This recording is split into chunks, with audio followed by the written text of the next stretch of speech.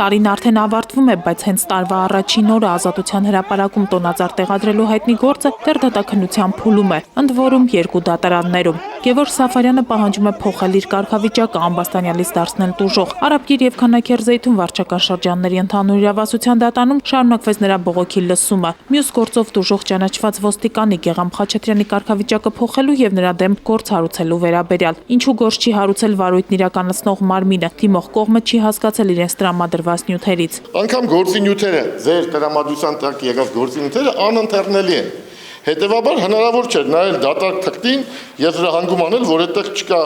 ապացույցներ, որ Գևորգ Սաֆարյանի նկատմամբ բռնություն է գործադրվել։ Տիգրան Հայրապետյանին զարմացնում է նաև, որ Գեգամ Խաչատրյանի եւ Գևորգ Սաֆարյանի միջև այս գործով առերես հարցաքննություն չի իրականացվել։ Շատ հնարավոր է, որ Գեգամ Խաչատրյանը առերես հարցաքննվելիս Գևորգ Սաֆարյանին ասեր այո, հարվածել եմ, լավ եմ արել, ինչպես դա ասեց դատարանում մեկ այլ գործ քննելիս։ Նա կանգնեց եւ հրապարակային հայտարարեց, ասեց այո, հայոյել եմ եւ երրապատիկ հայոյանքով դու ինձ հայոյել ես քեզ պատասխանել եմ երրապատիկ հայոյանքով։ Գևորգ Սաֆարյանը պնդում է ինքը Ամբաստանյալի աթոռին հայտնվել է նախաքննության սխալների պատճառով։ Քննիչը արդեն կարդաց, որ նախաքննությամբ պարզվել է, որ ուրեմն չի ապացուցվել այն հանգամանքը, որ քաղաքացիները հարվածել են ոստիկաններին։